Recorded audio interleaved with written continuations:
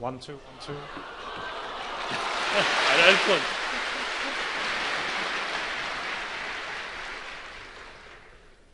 السادة رئيس Present, وأعضاء the الحكومة، head of the السادة government, رؤساء وأعضاء قيادات presidents, المنظمات الشعبية، and the leaders of the youth organizations and the liberal unions, أيها الإخوة. brothers and sisters. اليوم أنظر إلى Today, وجوهكم I look at your faces and I look at the faces of the sons of my country. They are full of sorrow and pain. I look at the eyes of the children of Syria. I don't see an innocent smile or an innocent laugh. I don't also see playing, which puts smiles on their faces. I don't see toys. I hold on to the hands of the elderly. I find that the elderly are praying for their sons or for their daughters or for their grandchildren. We meet today, and the difficulties and sufferings are going on throughout Syria. There is no room for happiness in any corner of the nation. Security has become absent from the streets and alleys of the country. We meet today at the time where mothers have lost their children, their most beloved children. And families have also lost people who provide for them, and also children who have become orphans, brothers and sisters who have left one another as martyrs or refugees or missing people. And if all this pain is a black cloud over the country, this is not enough in order to compensate for the loss of the beloved or the retrieval of security and stability or providing bread, water, medicine, fuel throughout the country. Because of the pain, we must also have hope, and from the depth of the sufferings we also see solutions. The black cloud is preventing the sun from rising. However, we also have rain and hope, the hope that something will come about when rain falls. These feelings and this sympathy of pain and sorrow and challenge and determination, insistence is great energy. Syria will not come out of its crisis except if this energy is transformed into a comprehensive national movement which saves the country from an attack which we have never remembered. We have never remembered such an attack throughout the history of this region. This national movement is the only way to seal the deep wounds which have harmed the social fabric and were about to rip our society apart. And it is the only factor which is able to help Syria and to bring about society once again and ethics in Syria to rise with Syria in all factors. Every citizen is responsible and is able of giving something, even if it's something small or limited in his view. The nation is for everyone. We all defend the nation. Everyone defends the nation in the way which he can, with the means he possesses. The idea is defense, and the stance is defense, and building is defense, and also preserving the possessions and assets of the state is defense. The attacks on the nation, against all the people of the nation, every person who is aware knows very clearly that the negative or waiting for others to solve the problem is against the country and will drive the country towards the abyss. And not participating in the solutions means going backwards, not going forwards, going towards reaching a solution and exiting the crisis. And because many people fell into the trap that the situation is a confrontation between the opposition and the authority. So they stood away and they are silent. Now we must turn once again and focus on the real situation today. The confrontation today is between the nation and its enemies, between the people and the murderous criminals, murderous killers, the people and their bread and their daily way of life, and those who deny all of this for the people.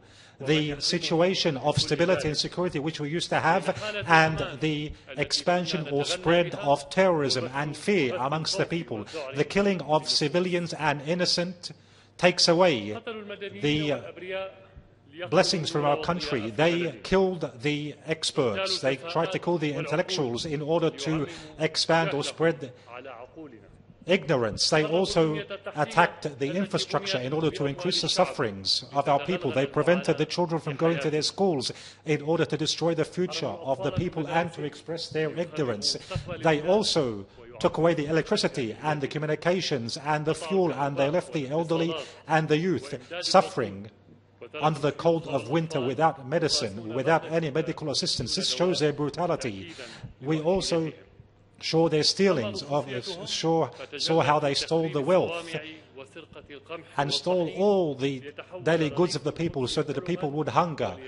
Is this a confrontation over power, or is it a confrontation between the nation and its enemies? Is it a confrontation over power, or is it revenge against the people who didn't give those terrorists and those killers the main say in order to divide Syria and divide our society? They are the enemy of the people, and the enemy of the people are the enemy of Allah, and the enemies of Allah will be in hell on Judgment Day. At the beginning, they wanted it to be an alleged revolution, but the people rose against them and they prevented them. They denied them the social support which they wanted to impose by the media and by the arms. And when they failed, they went to the next stage. And hence they took away their masks and they showed the real weapons which they were using ever since the beginning. They used it hidden before, then they showed it in public, and they began with their attempts to occupy cities. However, they also tried to occupy other cities. They struck with brutality, but the only thing, or the more they struck, the more the people, with their vigilance and their perseverance, discovered their real identity. So they decided to take revenge against the people, wherever they may be, without any differentiation. They call it a revolution. However, it has nothing to do with revolutions from any way whatsoever. A revolution needs intellectuals. Revolutions are based on ideas. Where are the intellectuals, the thinkers? Who is the thinker of this revolution? Revolutions need leaders. Who knows the leader of this revolution? Revolutions are also based on education and thinking, not on ignorance. Revolutions are based on pushing the country forwards, not to take the country backwards centuries, to bless the country, not to deny electricity. Revolution is for the people. A revolution is not the revolution of those who come from outside so that they come to the country. It is a revolution for the interests of the people, not against the interests of the people. So please, is this a revolution? Are these people revolutionaries? They are a group of criminals. So behind all this, the Takfiris, the extremists, were working behind the lines by the bombing attacks and by the mass killings. They put the gangs in front, but they supported them from behind, the extremists. And the army and the people, they were one hand against the killers and rejected their killings. And as this continued, they approached collapse, the extremists. Then the extremists found another only way. They resorted to fighting in the back lines, and they used the procedure and practice of killings. And because the idea of extremism and takfiris is something new, they had to import it from outside, whether it be individuals or ideas. And here the equation changed. The terrorists and the takfiris, who have the thinking of Al-Qaeda and call themselves jihadists, they came from everywhere. They lead the terrorist operations on the ground, and the armed figures or armed elements, they went to the back lines as people who assist in kidnappings and also sabotage. They are servants and humiliating spies, working for the takfiris and the killers who don't speak any language except the language of slaughtering and cutting up bodies. We, my dear brothers, we are fighting against these people, and a lot of them are not Syrians.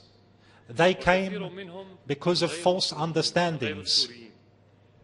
false slogans which they call jihad, but this is very, very far away from jihad or Islam, what they do. What is sure and certain is that what we are confronting, most of what we are confronting are those terrorists who carry the thinking of Al-Qaeda, and I think that most of you know how this kind of terrorism was sponsored 3 decades ago in Afghanistan by the West and by Arab money. After their mission ended and the USSR was dismantled and they left in Afghanistan, they began to strike in everywhere. They struck the Arab world, they struck the Islamic world, and they also struck the West. They tried to get rid of them in Afghanistan. They tried to get rid of them in different ways after the invasion of Iraq. However, this terrorism was stubborn and it continued to spread, and it began to take its place inside the Western societies themselves. So these events came in the Arab world and especially in Syria, and this was an opportunity for these groups, for the West actually, for the West to take all of these terrorists, or the highest number possible of these terrorists, to take them to Syria or send them to Syria, to make Syria the land of jihad. And so hence they would get rid of two annoying enemies at the same time, get rid of the terrorists and also at the same time weaken Syria, which is a nuisance and which bothers the West. There is an organization which is related to terrorism.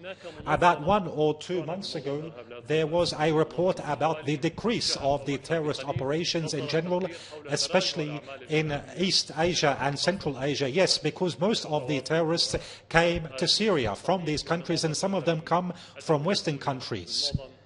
We'd like to say these terrorists entering into any area and entering into Syria, this is something dangerous from a security perspective, and that's something normal. However, it's not impossible to put an end to them, to force them to leave when we have the courage and the will. However, what is more dangerous is the idea, their ideals entering, and they're entering into society. When such ideas and thinking enter into this society, society becomes something which is full of harm.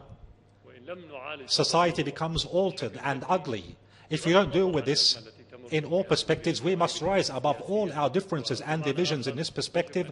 Otherwise, we will put our children and our grandchildren, we will put them in blood for generations and generations. And the Syria, which we know won't exist, not geographically, but the society which we knew before. However, this doesn't deny that such thinking leads to sedition and also destroys geography and destroys any meaning for any society or any state. So this is a big responsibility. We must all unite in order to confront this. However, there are also other far-reaching aspects related to the crisis, not only internal. Internally, it's very clear what they want. However, regionally, there are some who are trying to divide Syria, and there are others who are trying to weaken Syria. Some of them are providing the murderers with money and weapons, and some are providing them with support. Enemy countries based upon occupation and hostility, which we don't find this strange, and other neighboring countries are trying to weaken Syria and practice hegemony against Syria, and other countries are searching for a certain position in history, so they wrote it with the blood of the Syrian people and the Arab people. However, the Syrian people are stronger, and the Syrians promised them that they won't succeed.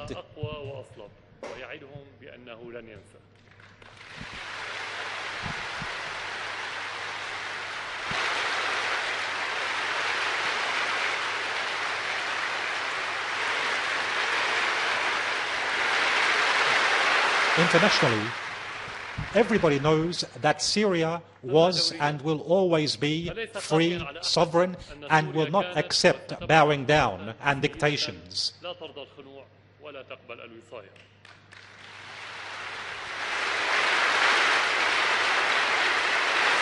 And this is what bothered the West and is still bothering the West, and so they tried to take advantage of internal situation to take Syria away from the regional political equation, to put an end to this annoying role and to strike the idea of resistance and to transform us into people who follow their orders, similar to the situation elsewhere in other countries. However, the international community is not only the West. Many of the countries of the world, first and foremost Russia and China, together with the BRICS countries and many other countries, reject the meddling in the affairs of a country and destabilizing the region based upon their principles and their interests and their intent on the freedoms of the people in deciding their own fate. And so we express all our thanks to these countries, first and foremost Russia and China and Iran and all of the countries which stood in support of Syria against any attempts to intervene in the internal affairs. These countries won't see from the Syrian people except admiration, and we owe it to them. We recognize what they have done for us.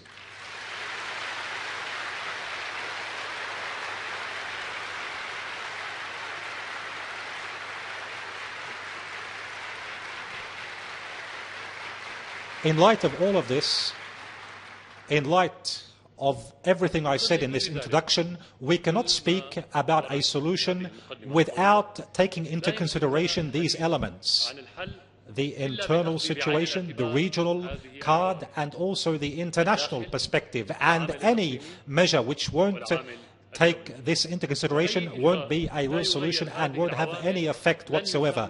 Let's begin internally. The disagreement, although some people believe it was between those in power and opposition at the beginning. However, if some people believe that the confrontation was between opposition and the ruling party, such a disagreement in the modern world is about how to build the state, not how to destroy the state.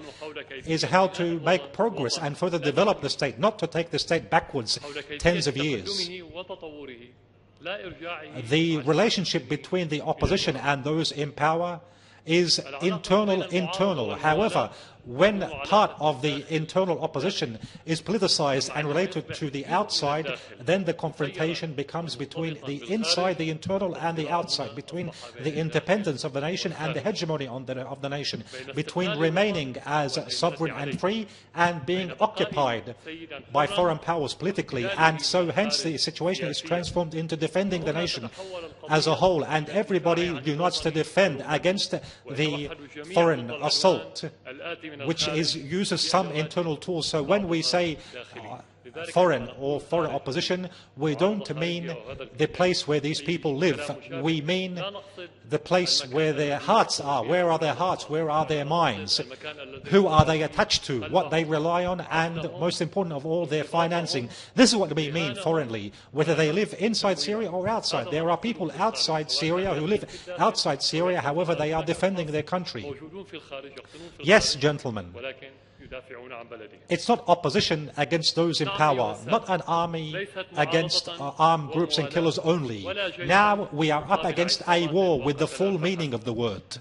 We now are confronting a brutal foreign aggression, and such wars are more destructive and more dangerous than the conventional wars because they don't use tools to destroy us. They also use ourselves, use Syrians to strike us. They use Syria and they use Syrians and they try to take advantage of us in order to destroy our territories, and they try to do this by using Syrian hands themselves. And in such a war, we defend the country. At the same time, we take up all the necessary reforms which are necessary for all of us.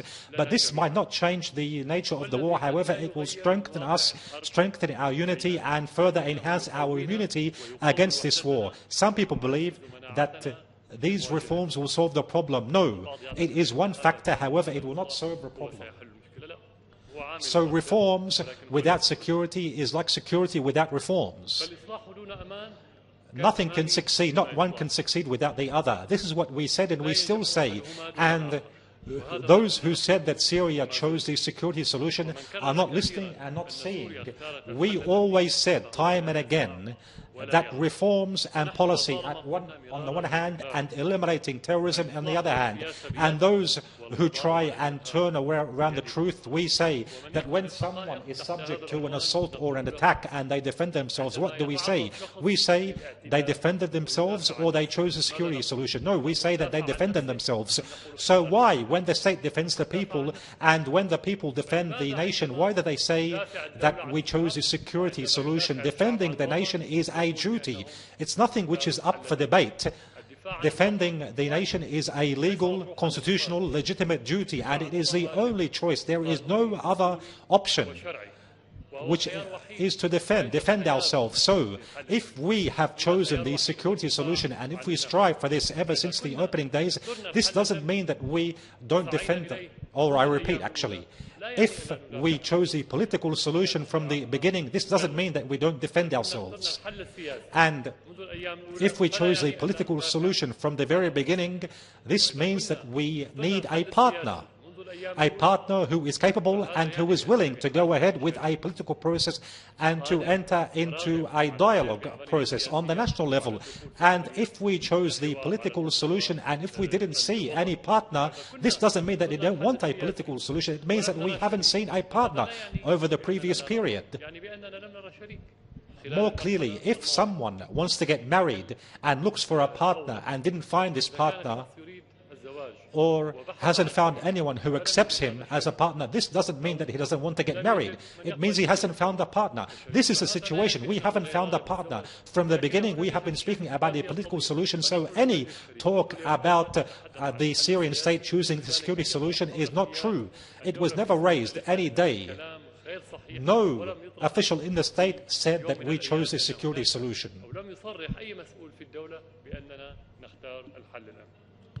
We never rejected the political solution. We adopted this solution ever since day one, by dialogue. And we extended our hand to all those who have a national political project which pushes Syria forward. However, with who do we hold dialogue? With people who have an extremist ideology, who don't believe except in the language of blood and killing and terrorism? Do we hold dialogue with gangs which are given orders by the outside, are part of the strangers and foreigners and their dictations? They tell them not to hold dialogue because they know that dialogue will prevent their plans from being fulfilled, their plans of weakening Syria and getting rid of Syria. Especially some regional countries, and the officials in these regional countries believe that Syria exiting this crisis will put an end to their political future after they drowned their own people in lies and spended the resources of their countries to support terrorism. They can no longer justify their hostile policies and their involvement in bloodshed and killing civilians. Do we hold dialogue with dummies, which their roles were played or given to them by the West? Do we hold a dialogue with those who did this, those who played such a role? Do we hold dialogue with the slaves? No, we hold dialogue with their masters.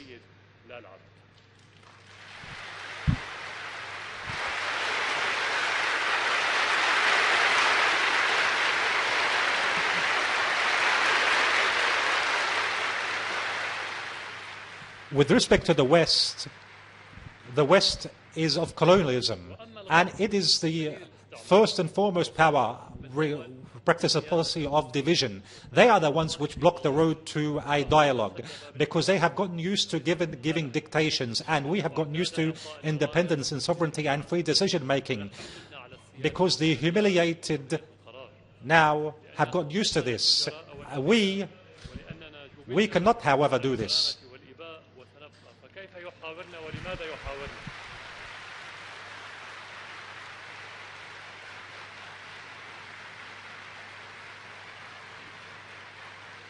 And so, those who speak about a political solution only are disregarding these facts. They are either ignorant of the facts or they are betrayers who are trying to give the nation and the people over to the criminals and those who support them. They are selling their people and the blood of our people for free, and this is something which we won't allow. Some speak about the political solution only, and some speak about combating terrorism only.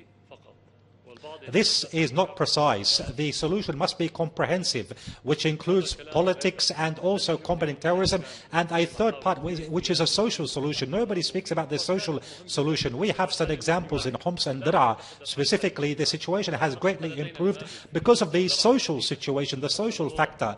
People, nationalist people who are nationalists, people who have ethics, have presented initiatives between the state and also between the armed elements and terrorists, and so this led to great results, important results actually. These people don't belong to any parties, they don't have any political programs, they only have nationalist affiliations. Such initiatives are very important. So if we look at the solution in a comprehensive way and we say that there are many parts, combating terrorism, politics and the social factor, especially because any crisis in any nation, if it's a normal crime, we must go back to the social roots always.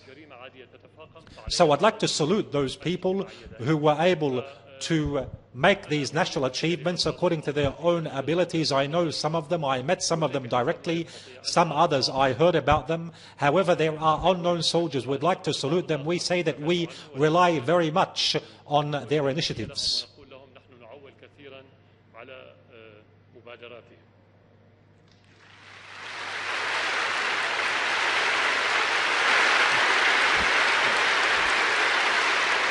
After what I said, it seems that there is no one, some people might think there is no one to hold dialogue with. Although what happened, we will hold dialogue and we will extend our hand always for dialogue. We will hold dialogue with all those who disagree with us in politics, those who were contradictory with us in their stances, without their stances being based upon harming the principles of nationalism. We will hold dialogue with political parties and individuals who didn't sell our country to strangers. We will hold dialogue with those who laid down arms so that the Syrian Arab blood will be in their veins. We will be real partners, real loyal partners to every nationalist person who works for the interests of Syria, for the security and stability and independence of Syria. And so, based upon this and based upon our principles and norms, like the sovereignty of the state and its independent decision-making, and also the principles of the UN Charter and international law, all of this stresses on the sovereignties of the nations and their independence and their territorial integrity and the non-intervention in their internal affairs. And because we believe in the necessity of dialogue between the sons of Syria and the Syrian leadership, and for the sake of bringing about a secure atmosphere once again and restoring stability, the political solution in Syria will be as follows. The first stage, first of all, the countries, regional countries and international countries will be committed to stopping financing and arming and harboring the armed groups. At the same time, the armed groups must stop all the terrorist acts, and this will facilitate the Syrian refugees to come back to their real homes in a secure way. And after that, the military operations by the Syrian armed forces will stop. The Syrian armed forces reserve the right to respond if the security of the state or the citizen or the public institutions or private institutions are subject to any attack. Number two, to find a mechanism that everybody will be committed to the previous element, article, especially controlling borders. Number three, the current government will directly begin with comprehensive contacts with all of the members of Syrian society and community, all the different parties and associations, to hold open dialogue sessions and to hold a national dialogue conference whereby all of those parties who want a solution in Syria, all of them can participate, whether they be parties inside Syria or outside Syria. The other stage then, the following stage, is that the current government will call for a national dialogue, comprehensive national dialogue session in order to reach a document which stipulates the territorial integrity and the rejection of terrorism and rejection of meddling in internal affairs. So the first part of the government of calling on the political parties is to decide the nature of this conference or these dialogue sessions which will be held.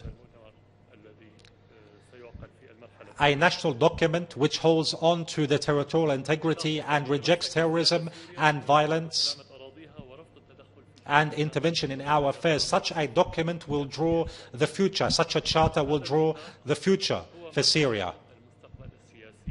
The political horizon, the economy of Syria, and also there will be an agreement on new laws for political parties and elections and internal or local administration. Number 2, this charter will be subject to referendum, a popular referendum. Number 3, a comprehensive government will be formed whereby all components of Syrian society will be represented, and it will take up the task of implementing the different articles of the charter. Number 4, the constitution will be subject then to a referendum. After being adopted or ratified, the government will then go ahead with the laws which were agreed upon in the national dialogue sessions in accordance with a new constitution, including an electoral law, and so new parliamentary elections will be held, everything related to the constitution and the laws. We can say if in the dialogue conference laws are agreed to or the constitution is agreed to, then the government will go ahead and issue these laws. Then the third stage, first of all, a new government is formed in accordance with the constitution, which will be formed at that time.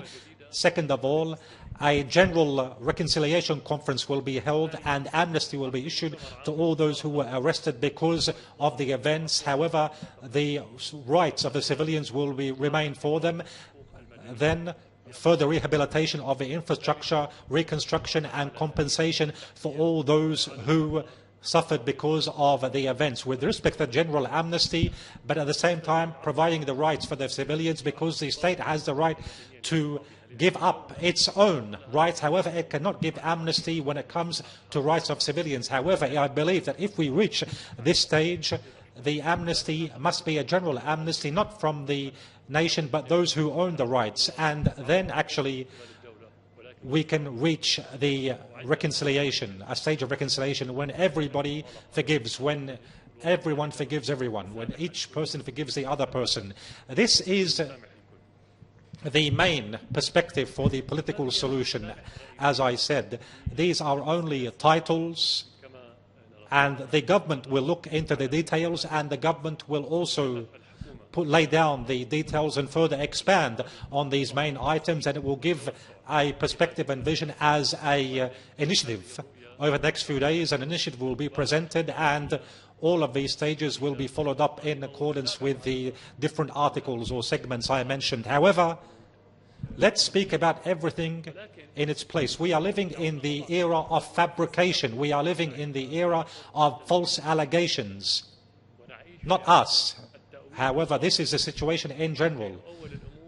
False allegations in contradiction with what is happening, really. So let's correct all of the ideas and all of the terms which are being raised. First of all, with respect to this vision, some people might express their fears, some people might feel concerned, some people might feel that this means we're going back. When it comes to security perspective, I'd like to reassure everyone that with respect to combating terrorism, we will not stop as long as even one terrorist remains. What we began, we will not stop. So anything which we do in this initiative doesn't mean at all that we will take lightly the issue of combating terrorism. On the contrary, the more we go forward in combating terrorism, the more there is a possibility to achieve success with respect to fulfilling this vision.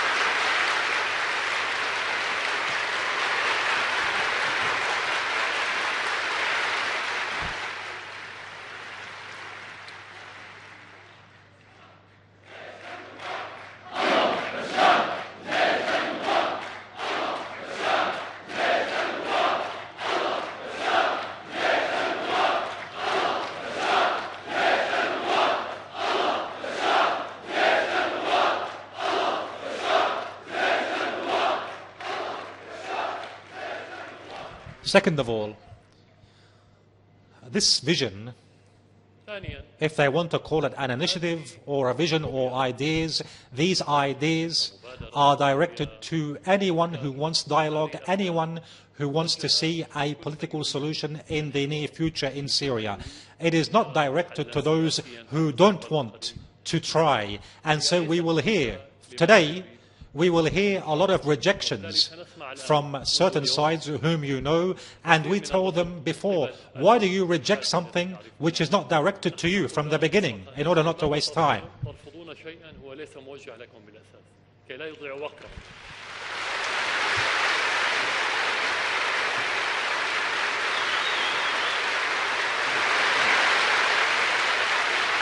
Third, any initiative which is raised from any side or from any figure or any nation is not important. It must be based on the Syrian vision. There is no initiative which takes the place of what we see as a solution for the crisis in Syria, meaning any initiative helps. Any initiative helps what the Syrians do, but it doesn't replace what the Syrians do. So after raising these ideas by the government, any initiative which comes from the outside must be based on these ideas, help these ideas, and we don't need to waste our time or waste the times of others by initiatives which are outside the circle of what I just said. So if we wonder how can the outside foreign initiatives help us, there are two perspectives. The political efforts, and we have combating terrorism. In the political efforts, we don't need assistance. We as Syrians are able to go ahead with a comprehensive, complete political process. Whoever wants to help Syria in a practical, effective, honest way and wants success is capable of focusing on stopping the armed groups and the weapons and the financing from coming into Syria. This is the message for all those who work from the outside, to focus on where they should put their efforts. We don't want anyone to come and say what we should do in our political process. Our country, which is thousands of years old, knows how to manage its own affairs.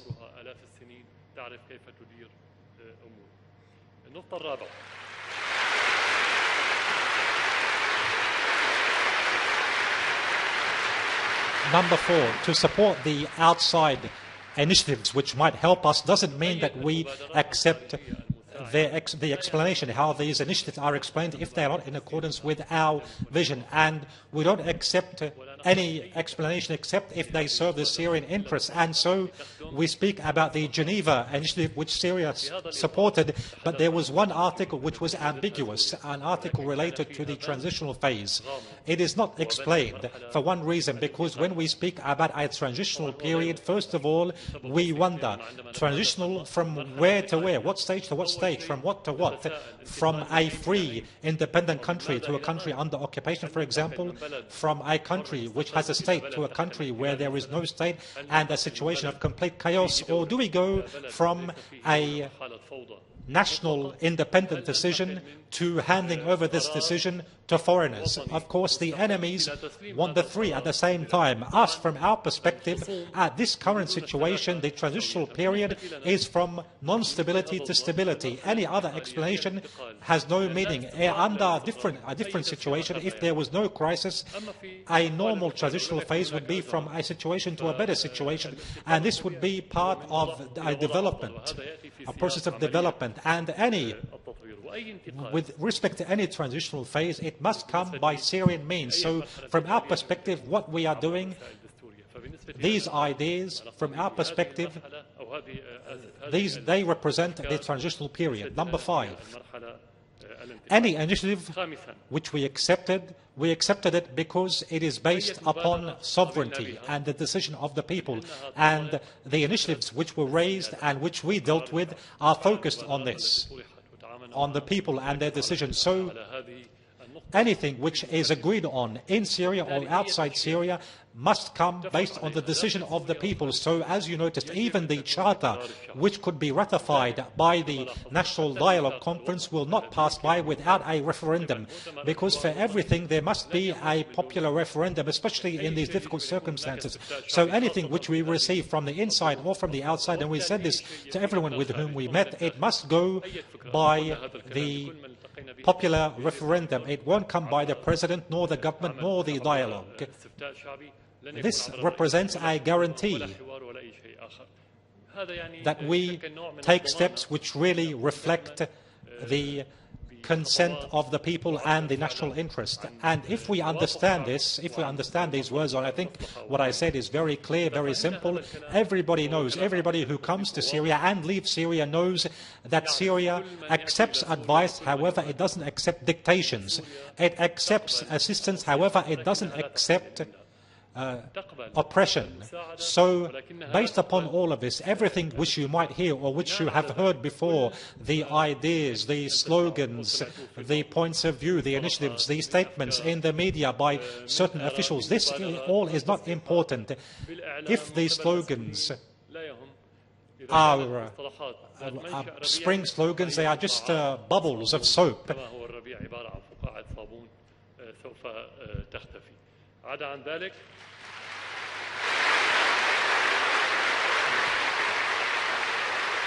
So any explanation for any issue which is outside the circle of Syrian sovereignty, for us, this means dreams only. They have the right to dream.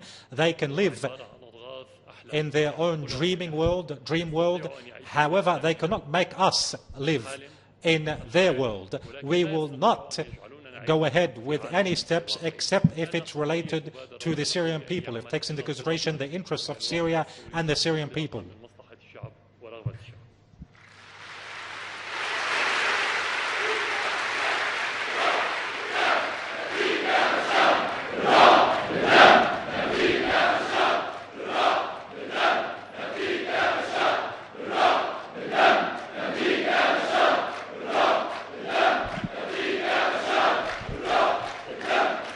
Brothers and sisters, the nation is above everything else. Nothing is above the nation. Syria is above everyone. In the political initiatives, we strengthen Syria, and by defending every bit of soil, we protect Syria. Syrians forgive and they issue amnesty, yes. However, dignity and nationalism are in the veins of the Syrian people, and most of the Syrians rose to confront terrorism. Some of them gave valuable information to the intelligence services so that the Syrian authorities carried their duty in order to prevent terrorist operations which were planned to be launched against the citizens. And some of them also rose against the terrorists and denied them refuge in their own areas or by going out in protest against the terrorists. And they were also martyred during these protests. And some of them also defended shoulder to shoulder with our armed forces against the cities and the suburbs and the infrastructure. We have a lot of examples here. However, I'd like to mention one example in a small village in northern Syria, in the Hasaka, which is the Ras al-Ain village. In that village, the youth in that area, which is on the border with Turkey, they defended over many days.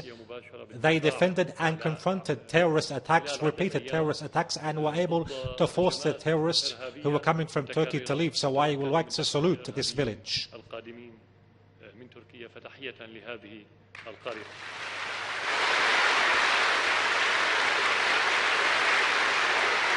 And some of them also attempted and convinced and forgave by initiatives of national reconciliation on the local level, and this blocked the road to the terrorists and transformed the situation from escalation to calm. These citizens, by their behavior, they reflected a state of awakening, a situation of awakening. It's not enough to stand and only just look and watch and not to run away. When we are not safe in our country, we won't be safe outside our country. The nation is not for those only who live in it. The nation is for those who also defended it. The nation is not those who enjoyed the blessings of it only. And when it was required to stand up for the nation, he wasn't there. It is for those people who answered the call when the nation called them, although many of them suffered a lot under many different situations. However, when we witnessed these problems, they all rose and they said, this is the time to give. And so their giving was without any limits. And some of them were martyred. Their blood fell and took away this false spring, and it protected the people from this trick which was going to achieve success at the beginning. The blood overthrew what the West said was a spring. It was fire. Fire was tried to burn everything it touched by sectarianism and blind hatred and divisions. So it was not a spring except for those who planned for it and tried to implement it, and here they are failing. The blood of these martyrs protected and will protect the nation and the region, and will protect our territorial integrity, and will further enhance our coexistence, and it will further cleanse our society from betrayal, and will prevent falling into the ethical humanitarian trap, will prevent us from falling into this trap for decades. This is the biggest and most important victory. And the nation, when it achieves victory, it doesn't forget those who sacrificed for the nation. And because nation is a right, it will give everybody who has the right, it will give the rights to those who deserve it. So I salute those who own the rights, who deserve to be saluted, the people, the men of the Syrian Arab army.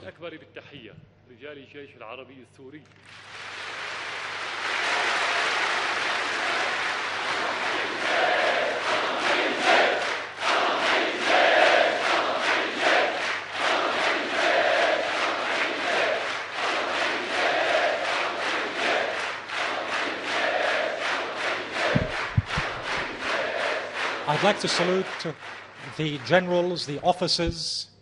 I'd like to salute our officers, our generals, and our heroic soldiers.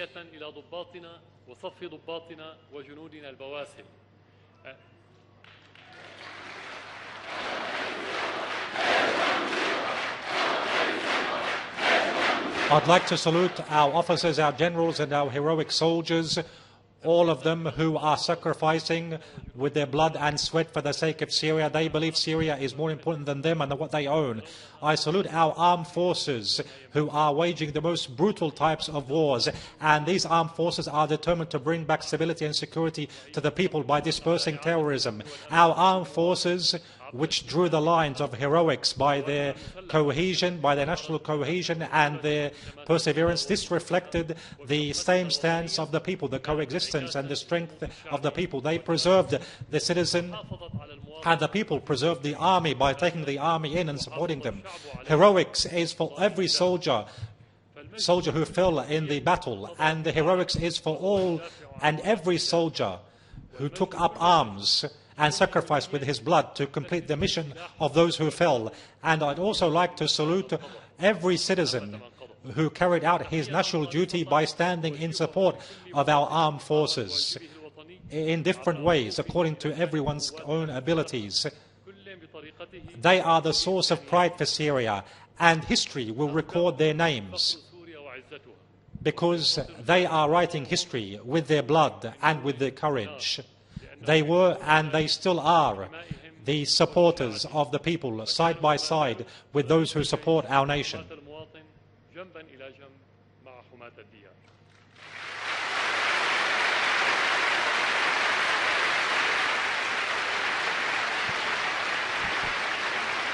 Brothers and sisters, I know, just as you know, that what the country is going through now is difficult and painful, and I feel what most of the people feel, the pain when we lose our beloved and the martyrdom of sons and relatives. The fire of their hatred has targeted everyone, and it entered into the, of course, martyrdom. The feelings of martyrdom have entered everywhere, in all homes, including me.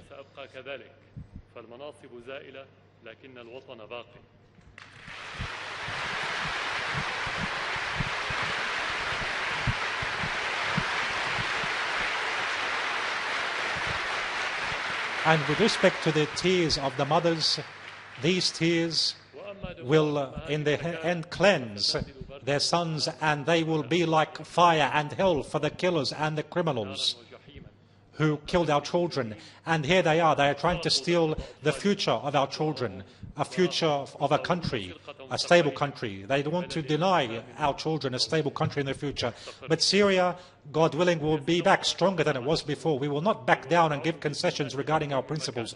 We will not give up our rights. And whoever relied on weakening Syria from the inside so that Syria forget the Golan Heights and its occupied territories is mistaken. The Golan Heights is for us and Palestine is our cause, and we sacrificed a lot, martyrs and blood for all of this, and we will support the resistance against the enemy. Resistance is behavior, not people. Resistance is ideas. It's not concessions and taking advantage of opportunities. And the people and the state who took the burden and responsibility of standing in support of the Palestinian people in their just cause for decades, with everything this stance brought with it, challenges and prices which every Syrian citizen paid in different aspects, pressures and threats. These people and this state cannot for any reason but be in the same position with their Palestinian brothers.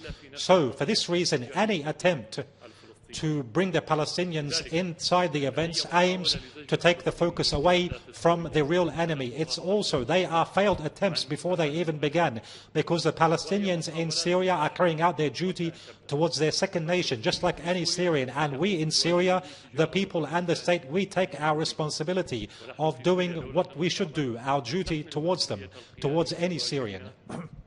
So we salute every honorable Palestinian inside Syria who lived up to the pledge and appreciated the Syrian stances and also took the burden with the blood and faith like the Syrian people, and didn't deal with Syria like a hotel. When the situation gets worse, they leave.